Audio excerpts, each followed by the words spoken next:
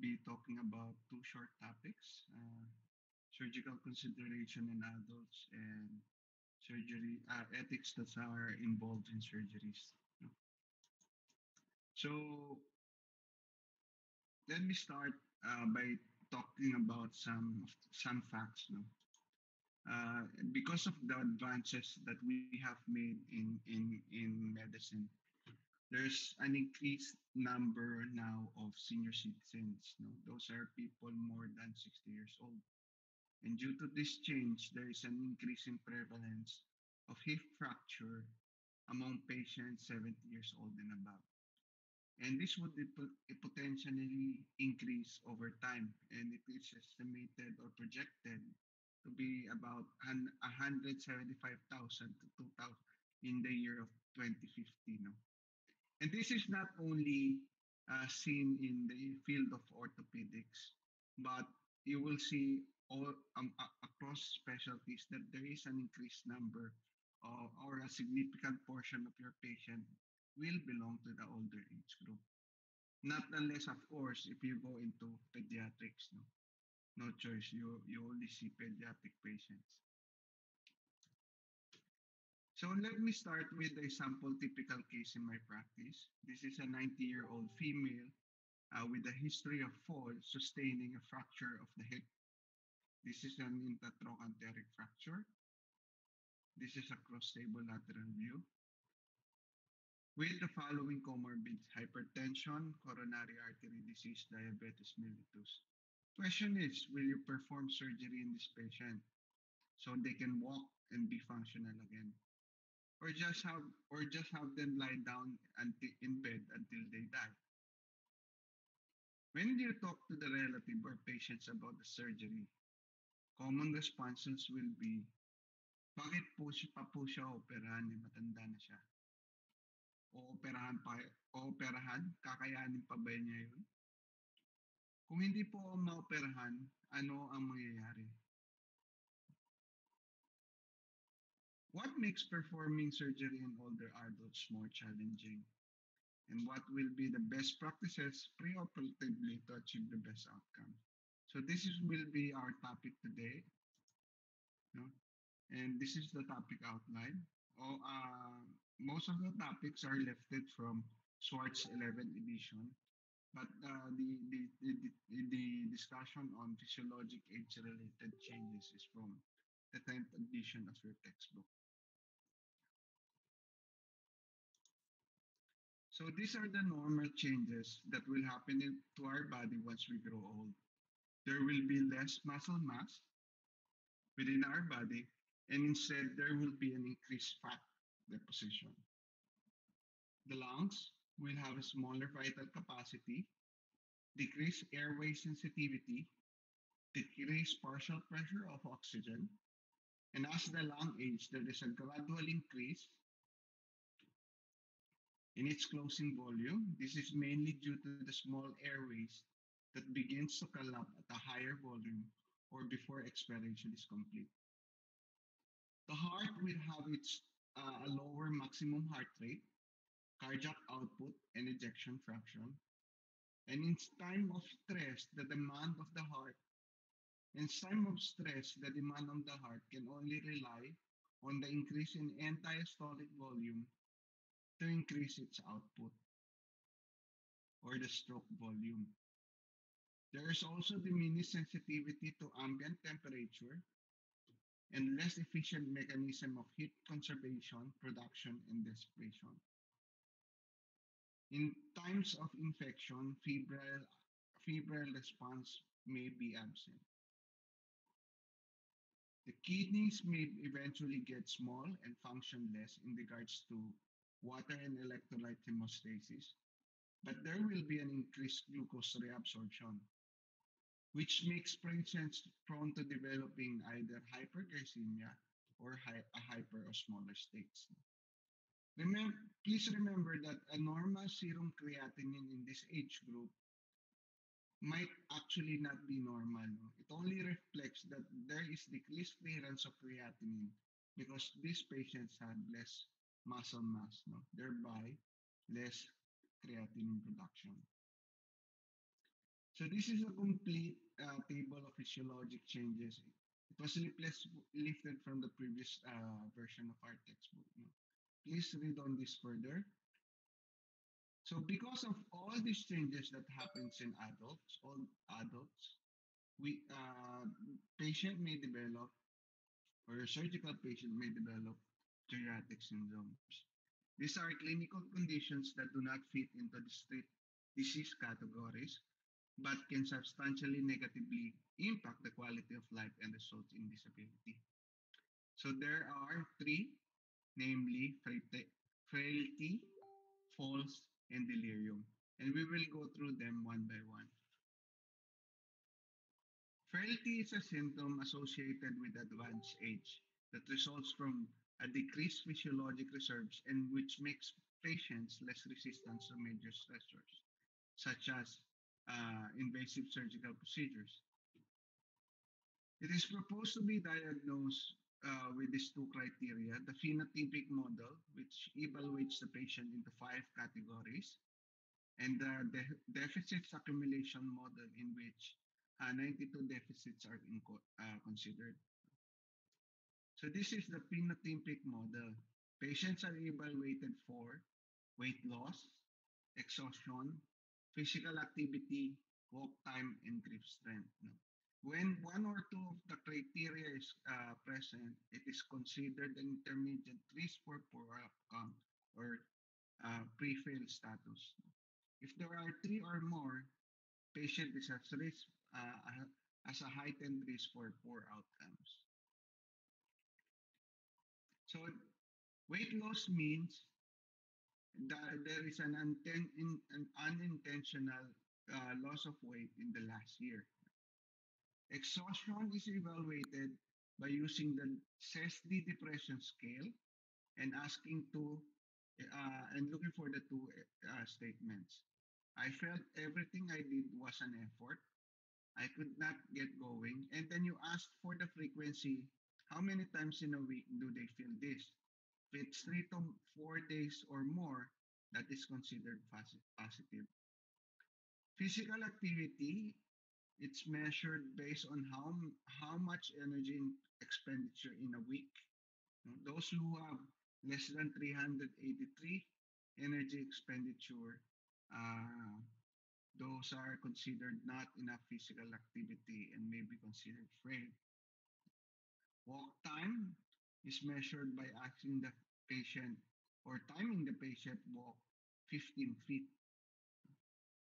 If it takes more than 6 or 7 seconds, that is considered positive. Now, grip strength is measured in kilograms or recorded in kilogram based on the MRI, and it is usually measured with a device called a hand dynamometer. No? So you ask the patients to grip on this, and this hand will show you how much kilogram does a patient grip. So this is the frailty deficits accumulation model. They define frailty as a discrete failures of redundant physiologic systems.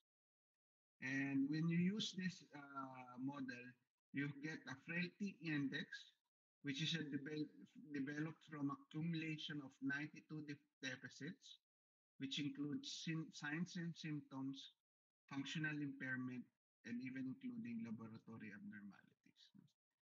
So this is a form used for evaluation with the deficits accumulation model. Frailty score is computed on the number of identified deficits over the number of categories the subjects are considered for. No? But for purposes of this examination, I won't ask you to make your own petition. So hindi mag-exam sir. Exam yun. Don't worry. So why is it so important that we identify frail individuals? This is because frail individuals are at a high risk of adverse events in the face of surgery. They have increased risk of dying. They have surgical complications, delayed recovery. They fall after surgery. They develop functional impairment. They usually stay longer in the hospital. And instead of going directly at home after discharge, they may be discharged to a nursing facility. Next is falls. Older adults are markedly increase of falls. This is mainly due to changes in perception of balance. And as you grow old, you also increase risk of falling. But falls are used, or the incidents of falls are used to predict functional status after surgery. And if patients fall within the last six months or perioperative time, you will expect more of a poor outcome and high complication rate after surgery.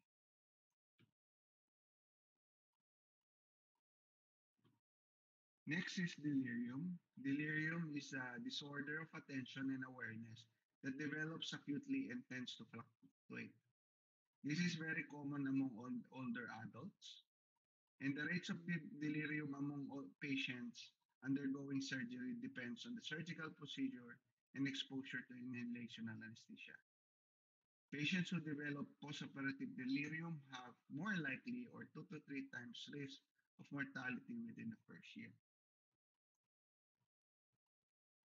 And for assessing the delirium, assessment should focus identification of the etiology. Why is my patient delirious? Does he or she have any of these risk factor? Is she taking certain kinds of medication that will precipitate delirium? Or there is some other precipitating factors in addition to the surgery? For differential diagnosis of delirium, you can actually use the mnemonics delirium. D for drugs, E for electrolytes. L is for lack of drugs or lack of sleep. I for infection or idiopathic. R is there is patients in restraints or reduced sensory input. I for intracranial is there a bleed, CVA or meningitis. U is for urinary retention or or fecal impaction. M is for metabolic, which includes uremia, ammonia, and thyroid problems. So these are the labs that may be requested. And if your patient is delirious but non-agitated, you may opt to do a conservative management. Conservative management means sensory enhancement, mobilization, cognitive orientation and stimulation, and sometimes just removal of the restraints and catheter will actually help the patient.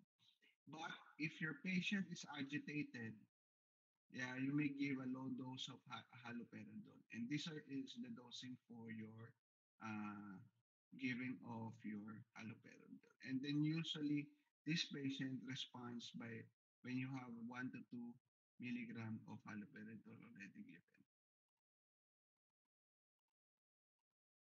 So the following are risk factors for developing post-operative delirium. So please take note that in this class of patient, urinary retention and constipation or even the presence of a catheter can cause delirium. So sometimes just removing or making them defecate will actually resolve everything. So geriatric patients are so fragile in which there is not much room for error. That's why an extensive pre-op assessment is a must. So the purpose of pre-operative assessment is to minimize and optimize good outcomes. And the standard of care is met by the following the best practice guidelines set forth by the American College of Surgeons, National Surgical Quality Improvement Program, with the American Geriatric Society.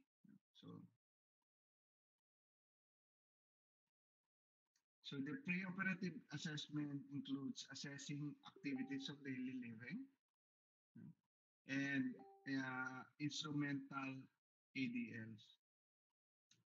So this is the activities of daily living, namely eating, bathing, dressing, transfers, toileting, and walking around. And evaluation of each must indicate whether a patient can perform activity alone or completely independent, with assistance or completely dependent. So this is the instrumental ADLs. And this one, shopping, laundry, mode of transport, food preparation, housekeeping, this is mainly assessed so that we can determine if the patient can be able to live independently. Other areas to be assessed, we can use a time up and go test. This is used to determine if the patient is high risk for fall. They are asked to walk from a sitting position 3 meters away or 10 feet, turn back and sit down again. Now, if this patient took more than 15 seconds to do this, this is considered a high risk for fall and usually preoperatively refer to PT for improvement. Now, frailty and deficits accumulation model may be too cumbersome to apply in a basic clinical setting. Hence, two other methods were proposed to check patients preoperatively. So, one method is to check for the uh, the following four parameters. No, a cognitive impairment using the mini-cog test. Request for a serum albumin to check for nutrition. Ask if there is any history of fall within the last 6 months. Excuse me. And check the hematocrit level on CBC.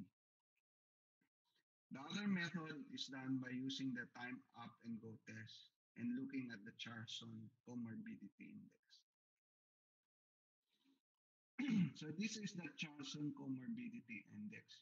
You identify the comorbidity and there is a corresponding score.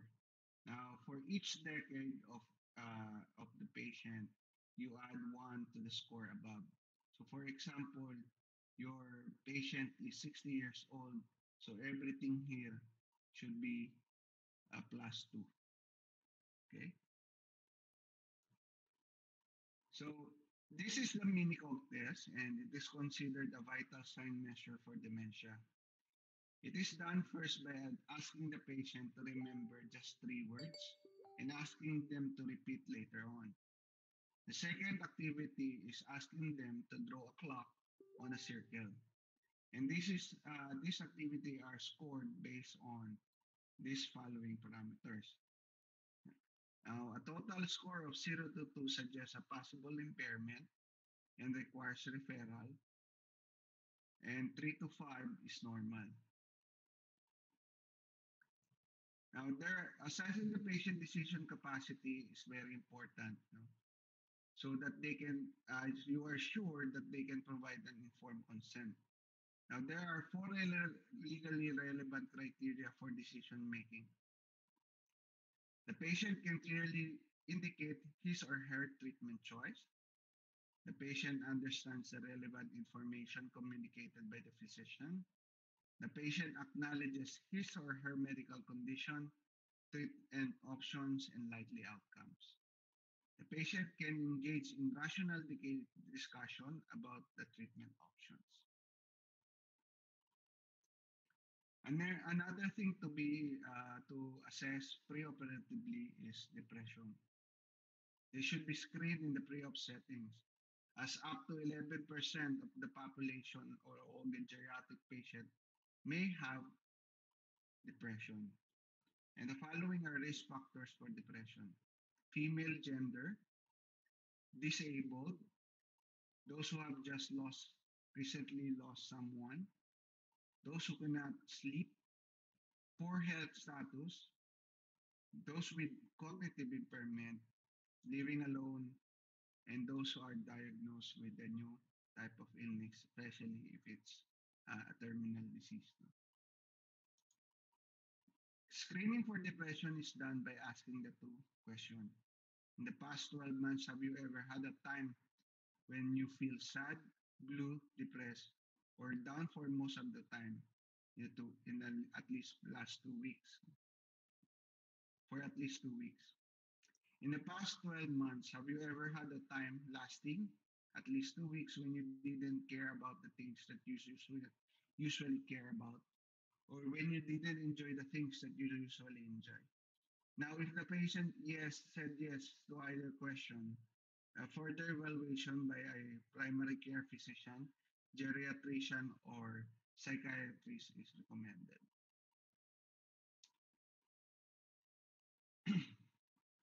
Also, screening for alcohol and substance abuse is recommended to be done pre-op. And when you identify alcoholics, preoperatively you give folic acid and a high dose of parenteral or oral thiamine. This to lessen the complications of alcohol postoperatively. So medical assessment should consist of the following: a cardiac, pulmonary, and medication evaluation, and including nutritional assessment. No? So equally important is whether to check is the need to check for malnutrition. So cardiac events, even in the most common, is the most common of the serious perioperative morbidity and mortality among patients undergoing non-cardiac operations. So for this reason, cardiac evaluation is helpful to identify in older patients with high risk for cardiac complication, which these patients, once identified, may be candidates for perioperative optimization. Normally, patients will be referred to our cardiologist for cardiac pre-op assessment, and this is commonly termed as CP clearance. They would stratify patient based on the American College of Cardiology and American Heart Association algorithm. Now, this algorithm is a stepwise approach that considers the following: urgency of the surgery. Now, emergency surgery is always labeled as a high risk. Now, this algorithm is used to identify a major cardiac risk factor. And once it's unidentified, a calculator is used to determine the risk. And this will give you a percentage of the probability of a cardiac event happening intraoperatively.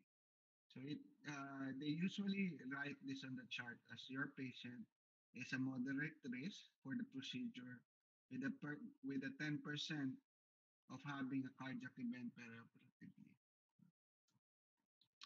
So if the patient has a low risk for cardiac event, then no further testing is needed.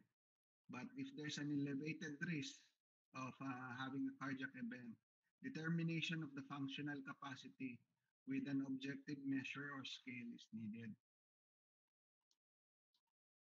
Now, if your patient's functional capacity is poor, then additional testing such as pharmacological stress testing is needed. Now, if such test does not impact the quality, the kind of care you're giving or the treatment of choice, then one should just proceed with surgery. So please just take note that routine ECGs or electrocardiogram are not indicated in patients undergoing low risk surgery and in the absence of risk factors. Pulmonary evaluation should look at the risk factors that are patient-related as well as procedure-related. Patient-related factors such as age, COPD, ASA class 2 or greater, which means mild to moderate systemic, the presence of mild to moderate systemic disease, functional dependence, congestive heart failure, obstructive sleep apnea, pulmonary hypertension, current cigarette use, impaired sensorium, preoperative sepsis, weight loss greater than 10% in 6 months, low serum albumin, blood urea nitrogen.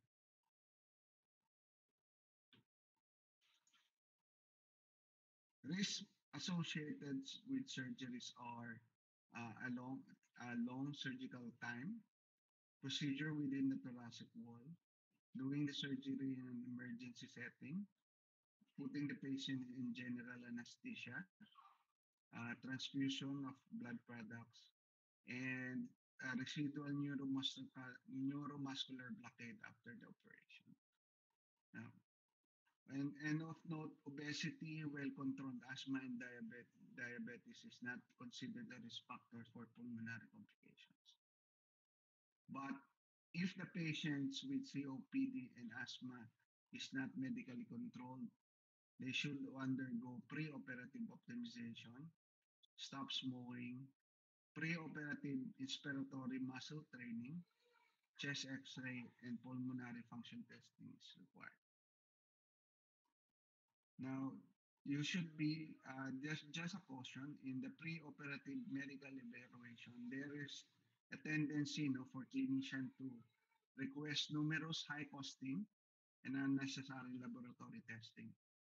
So it is only preferable to perform selected tests in high-risk patients based on complete history, physical exam, and no comorbids. And what is the type of procedure you are planning to do. Now, as I had said before, uh, equally important assessment is nutritional assessment.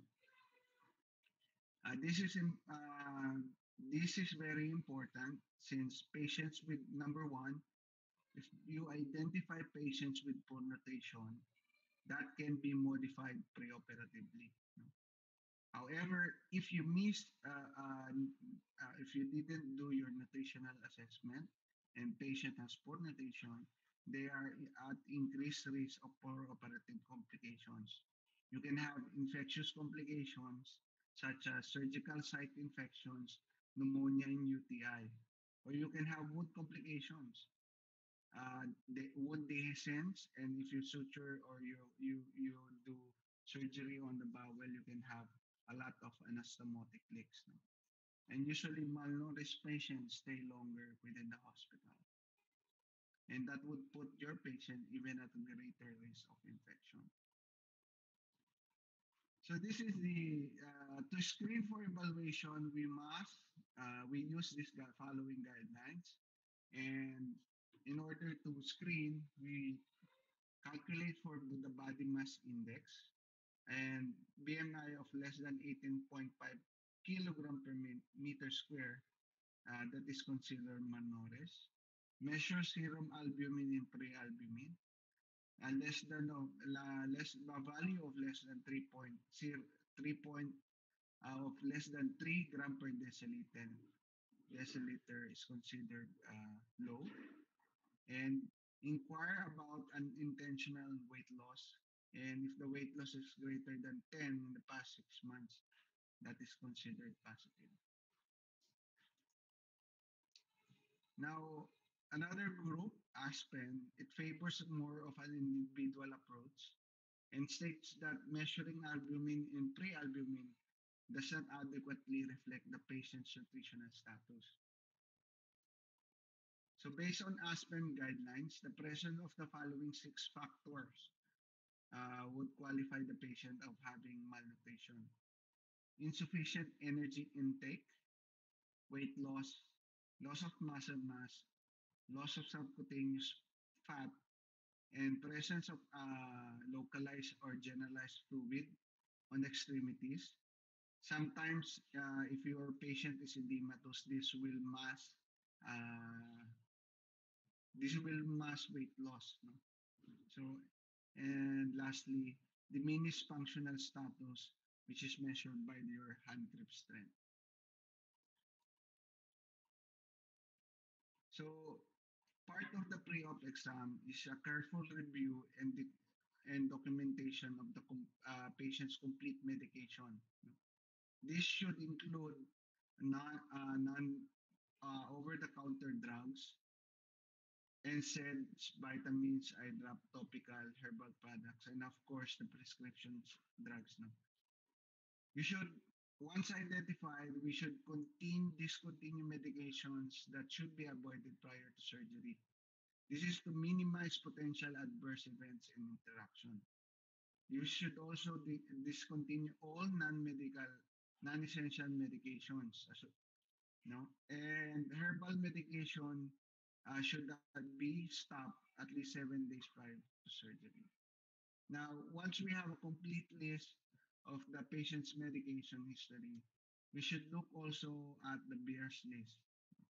The Bears list are guidelines for healthcare professionals to improve the safety of prescribing medication for older adults. It contains names of drugs that must be avoided in geriatric patient, and it's also listed here. This is just a sample of the Bears list or a portion, no, very small portion. They can also contain why it's not good to give this kinds of drug to the patient. Medication doses should always be adjusted based on the patient's renal function. So, because most patients suffers from renal impairment and chronic kidney disease. Now, rather than looking for the creatinine, GFR is the best overall function or a measure of renal function.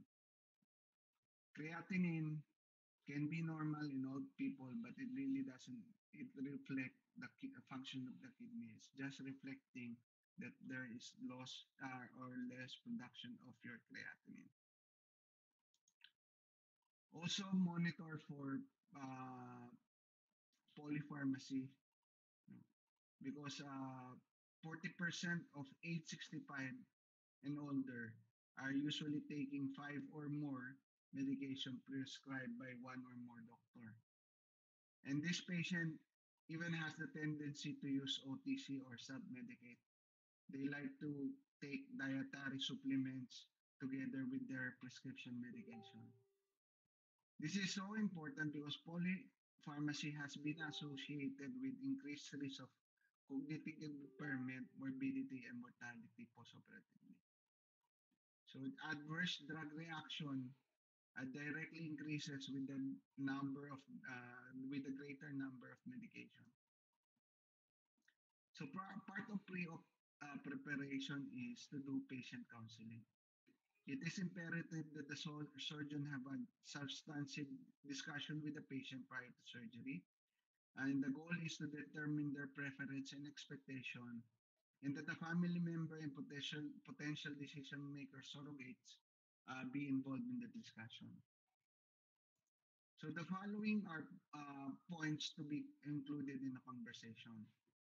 We have to make sure that the patient has an advance directive or designate a healthcare proxy in case they cannot make their own decision. Discuss the treatment goals and plans with the patient to ensure that the physician understands the patient preference and expectation. And this should be documented in the medical record.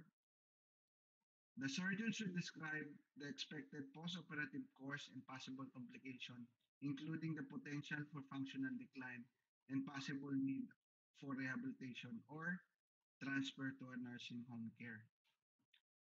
Physicians should determine the patient's and family support system. If support is insufficient, then patient must be referred to a social worker. So regarding preoperative fasting, traditionally it is set for 8 hours. However, recent evidence showed that there is no clear benefit of fasting for more than 6. No?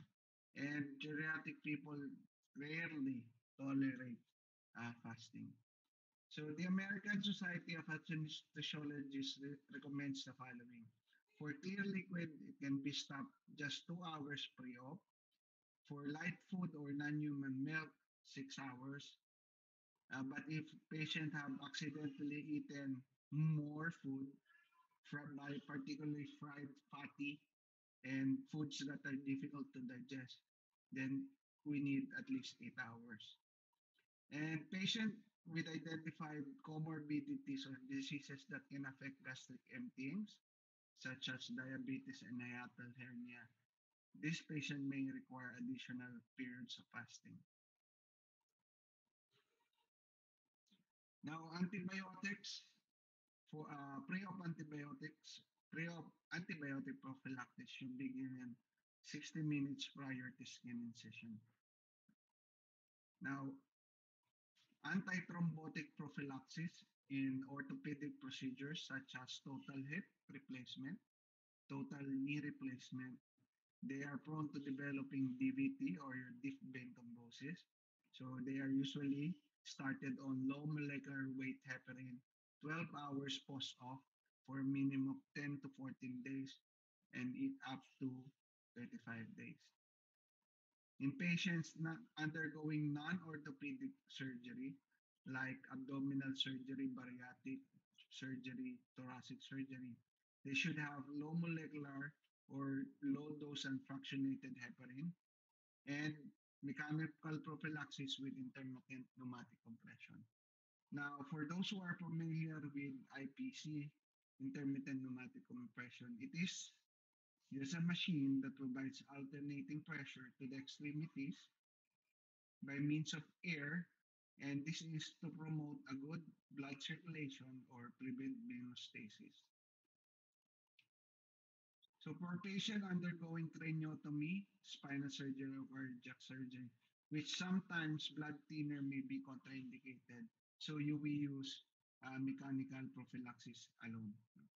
Now, those with who's experienced or sustained major trauma, spinal cord injury, and if they are the blood thinners are not contraindicated, we give either a low dose and fractionated heparin or low molecular weight heparin and mechanical prophylaxis. One of the purpose of preoperative assessment is to identify the potentially modifiable risk factor. This is in order to optimize of surgical outcomes. And one way to do that is to refer the patient for a surgical rehabilitation program. So these are home-based programs that targets physical, nutritional, and psychological intervention, all done preoperatively so that we can avoid postoperative complication. And studies have shown that that have undergone this program have decreased incidence of pneumonia, delirium, less pain, delayed immobilization, delayed decreased incidence of use of catheter, and they are usually discharged earlier. Now, palliative care or palliative surgery, patients who are less than 6 months, they can be referred for palliative care. And having this referral done actually increases the quality of life of patients. They have improved symptoms or less pain. They are more satisfied, and the caregiver fatigue is lessened. And the key elements for giving palliative care is pain management and a good communication skill.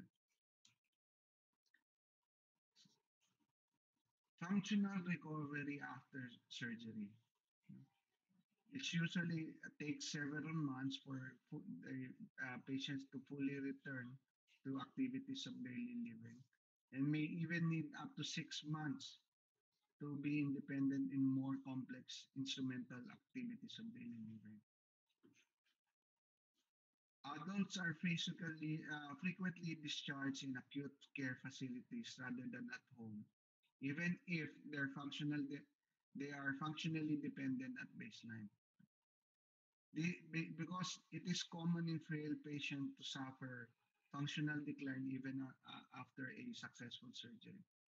And this functional decline is often substantial and sustained. In cancer surgery, surgeons are always challenged to decide whether major surgery is justified, especially in those patients with limited life expectancy.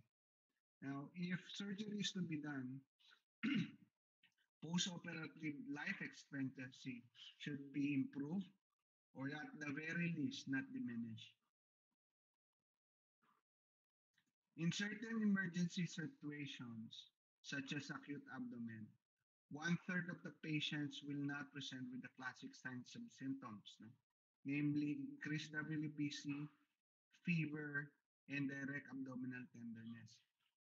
So it's important to remember that an unimpressive physical exam in an older adult with an acute onset abdominal syndrome should never be taken as a sign of absence of a disease. No?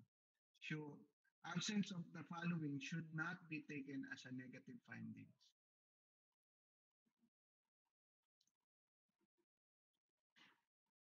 So going back to the case, after extensive preoperative assessment and optimization of this patient, you know, so we have identified that this patient suffers from number one, fall, and she's also labeled as a frail patient, but patient has no preoperative delirium. So patient have undergone or we choose a invasive form of surgery of percutaneous intramedullary nailing. So with minimally invasive, you only use small incisions.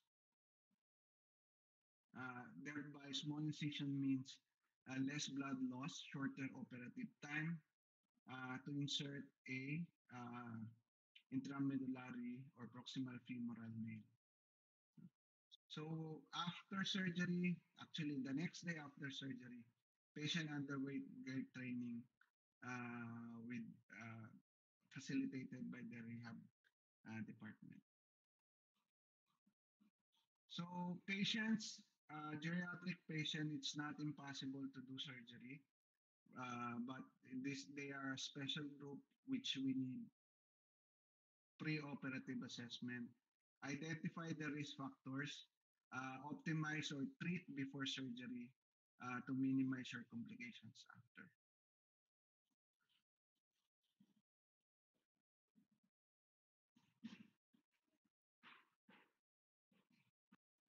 Okay, so first we'll discuss a little bit of case now. So this is a case of 59-year-old previously diagnosed with stage 4 CA cancer. No? And stage 4 means that there is already metastatic cancer or the cancer has already spread. No? In this case, cancer has already spread through the bones, no? Causing her femur to fracture. No? Both femurs are fractured. And there's also a large nodule on the lungs. And on spine X-ray, there's are multiple lytic lesions on the spine. No? Ideally, treatment would require surgery for both femurs, so patient can also can still walk. No? So the questions are: would it be morally right to perform surgery, knowing that this patient has a few days or months to live? So what do you think, Ina? Should we do surgery, or even should we tell the patient she needs surgery?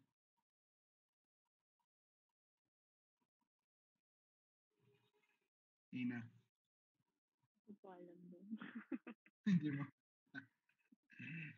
Okay. Actually, okay lang naman kaya tayo nagle-lecture. So what would guide us to make this decision? So this would be the topic of our discussion, ethics. No? So Aristotle first described ethics as the capacity to choose the best option among several imperfect ones. And biomedical ethic means it's a system of analysis, deliberation, dedicated to guiding surgeons towards a good in practice of surgery. So one of the most influential systems in the field of biomedical ethic is the principalist approach. No?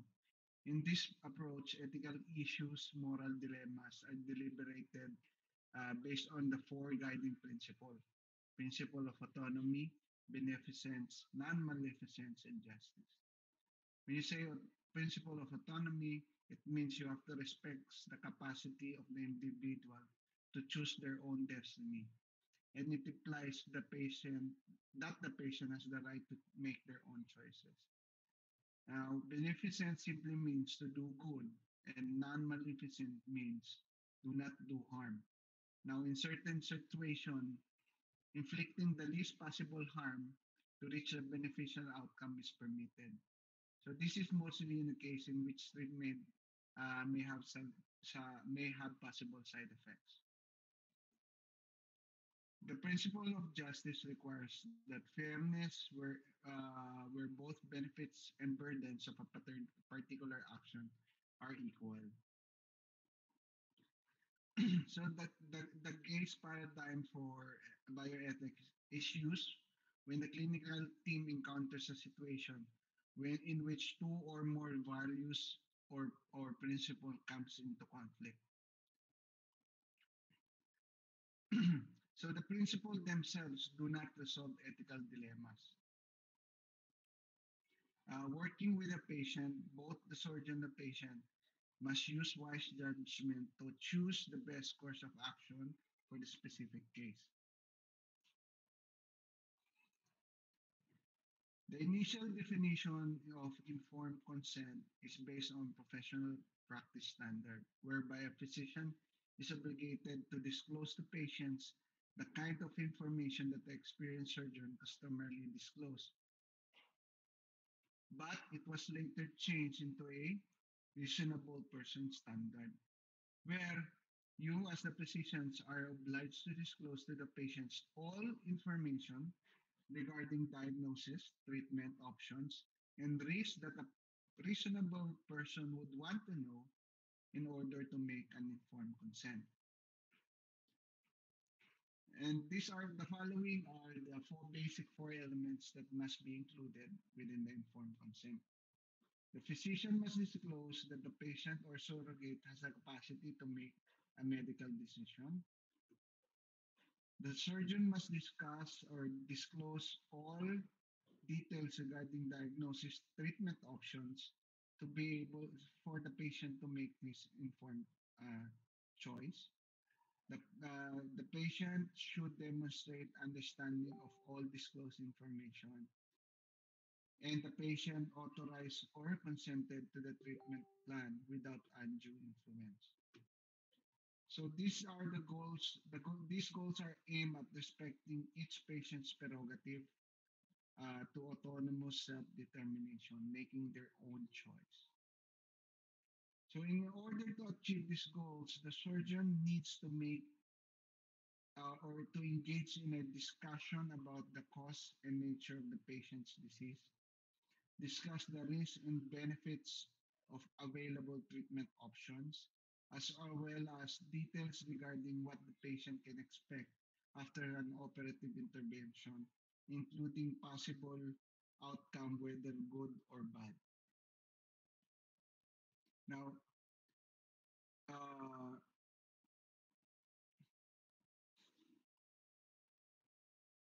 okay. Now, surgical emergencies are one of the few instances where the limits of patient's autonomy or the right to choose, the limits are met. No? And in these cases, surgeons are empowered by law and ethics to act fast in the best interest of the patient. So the surgeon will be the one making judgment to proceed or not to proceed, or what type of surgical procedure he or she will do to the patient. So another limits is the process of getting an informed consent in the pediatric population. No?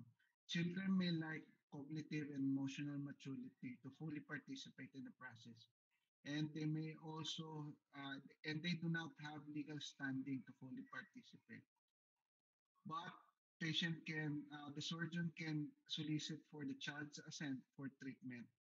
Assent meaning the expression of approval of agreement. No? At least they smile when you say you're gonna do the surgery or tutulian na kita.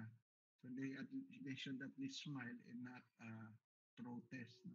Violently. So in this manner, surrogate decision markers gives formally the informed consent, and the child still remains part of the process. Now, several illness and impending death can often render a patient unable to make medical decision. Hence, they should have advanced directives or power of attorney. So, advanced directive or living wills are written to anticipate treatment options and choices in, in the event that the patient is incapacitated by a terminal illness. So, treatment address often includes mechanical ventilation, cardiopulmonary resuscitation, artificial nutrition, dialysis, antibiotics, and transfusions. So, if aside from living wills, the the power of attorney, with the power of attorney, patient identifies the surrogate decision maker and give them the authority to make the healthcare decisions. So, and withdrawing or withholding life-sustaining therapies. No? So, in certain situations, this is ethically accepted, and this is most accepted because of the principle of double effect. And these are the four elements of the double effect principle. Number one, the good effect is produced directly by the action and not by the bad. The person must intend only the good, even though the bad may be observed. The act itself must not be intrinsically wrong or needs to be at least neutral. And lastly, the good effect is sufficiently desirable to compensate for allowing the bad effect. So the classic example of a double effect is the use of opioid for pain relief in cancer terminally ill patients. No? Although opioid has good pain control, it can cause respiratory depression. So it may cause the death of patients. No?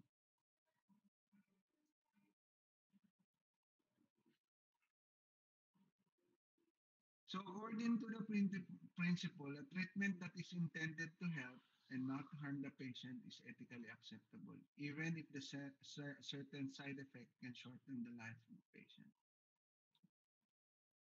So one of the cornerstone in treatment of sorry.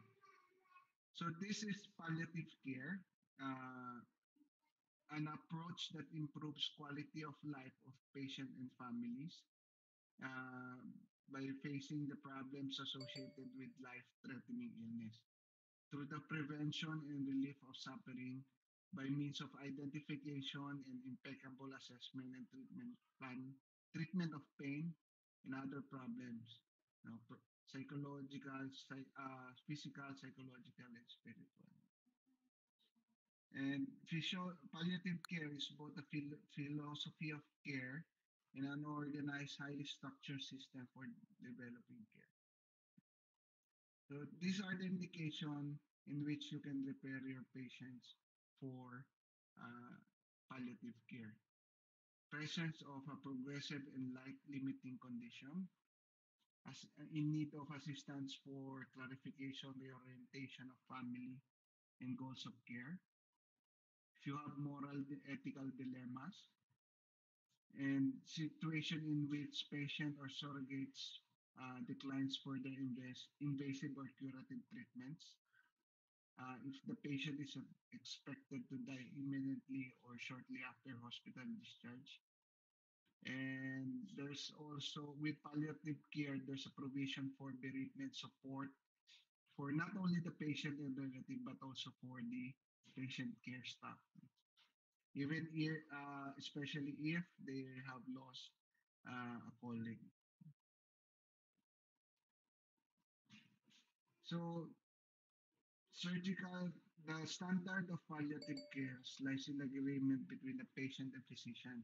So it's not always cure. It's not cure that we are after with palliative care. No. So that it's usually a discussion between the patient and the surgeon to determine the goal. No? And the goal is usually relief from distressing symptom, lessen the pain, and improve the quality of life. No?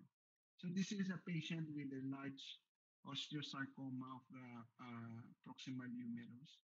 No? So imagine having this big tumor walking around, no? And this tumor sucking all the nutrients from your body. No? So doing a four-quarter amputation or removing the extremity together with the scapula would actually greatly improve the quality of life of this patient. So aside from getting rid of the a large heavy tumor, nutritionally and total functionality is greatly improved. So the relief of pain has been the clinical foundation of hospice care and hospice and palliative care. So we should follow the WHO step ladder approach for giving pain reliever. Step one, mild pain, that's pain scale of 1 to 3. You give non-opioid with or without adjuvant medication. For moderate pain, pain scale of 4 to 6, you give hydrocodone or oxycodone and the non-opioid with or without adjuvant therapy or medication. For severe pain, pain scale of 7 to 10, it's commonly morphine with or without an opioid or an non-opioid or adjuvant. So morphine can be used for severe pain alone. Now, with this drug combination, it will permit dose reduction of medication and therefore reduce the risk of side effects. So these are the list of medication used in the step ladder approach: mild, moderate, and severe. Now, among the severe medication, it's usually morphine, but may give hydromorphine, fentanyl, and methadone. But we have to make note that because of the methadone long half-life, it's more difficult for dosing as you are prone to have uh, over medication or hypertoxicity with methadone. So here are the uh, additional drugs or adjuvant therapy: tricyclic antidepressant, anticonvulsant, local anesthetic, and some miscellaneous uh, medication. No? So, for terminal cases like cancer, one of the last systems to be involved is the skeletal system. No? So, you would see here that certain drugs here are for bones, and it's mainly used to decrease bone pain and reduce the incidence uh, of pathologic fractures. No? So we use a calcitonin nasal spray for refractory bone pain, and dexamethasone also to relieve acute nerve compression and pain brought about by pathologic fractures. So terminally ill patients, as they progress towards death, they become increasingly bedbound, requiring assistance for all basic daily activities, and they suffer mostly from delirium or cognitive changes. So how do we know they are nearing death? There's a simple prognostication tool in terminally ill patient. The patient is still able to do basic ADLs independently with only some assistance with instrumental ADLs. They still usually have months to live. But if they are resting or sleeping up to only 50% and more of waking hours and requires a lot of assistance with ADLs, prognosis is weeks to months. But if the patient is fully dependent, he or she now only have weeks at most days.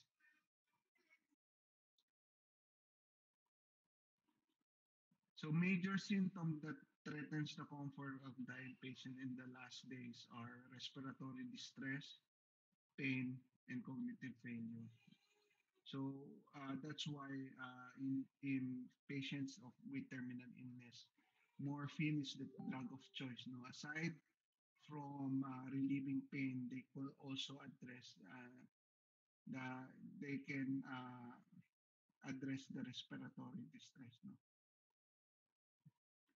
they dampen the difficulty, felt by having poor oxygen. In pronouncing death, the following should be observed. There is complete lack of responsiveness to verbal or tactile stimuli, absence of heartbeat and respiration, fixed dilated pupils, skin color has changed to waxen hue, the gradual poikilothermia, and sphincter relaxation with loss of urine and feces. Now, in research, we go now to research.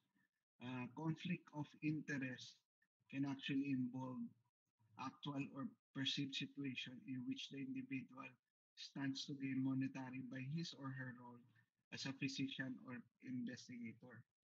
So in research to be done ethically, the following should be present. Should be scientifically valid, fair in subject selection, treatment should have a favorable risk to benefit ratio. After doing the research, it should be reviewed by an independent reviewer. No? Researchers should not have undue influence over the reviewer. Subjects are given informed consent, and we should also respect for the privacy of all enrolled subjects. So authorship means you are the one responsible for the public research, and it confers both recognition for academic achievement as well as responsibility for the integrity of the public content. So the following criteria must be present to say that the author you made, that the research published was whether to indicate that you are the author of the research you have published.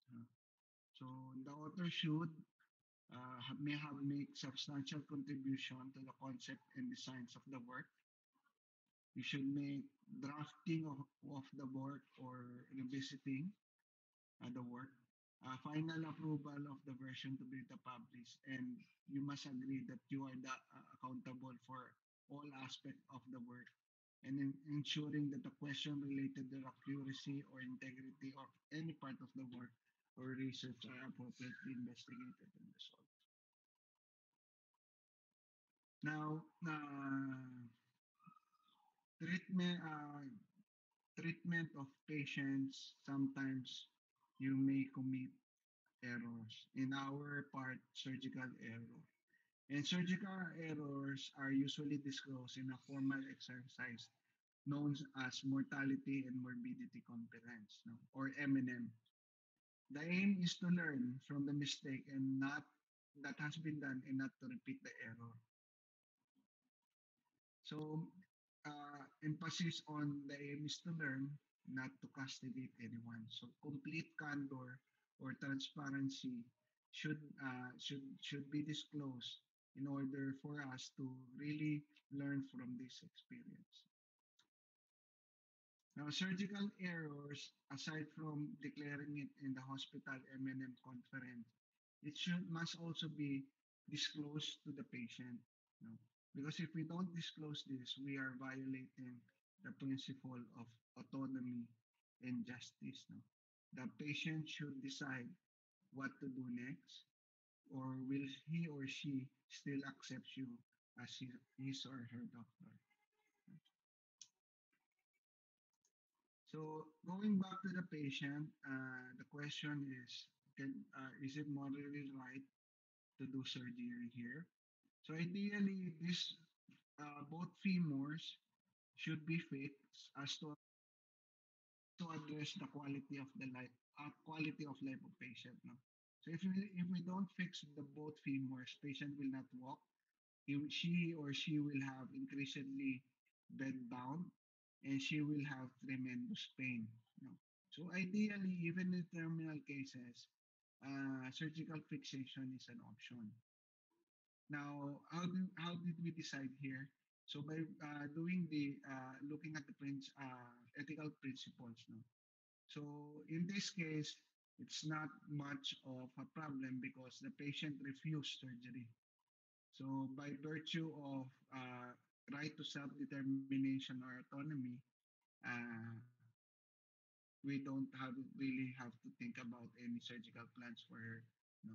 She refused surgical management and only consented for palliative care. So,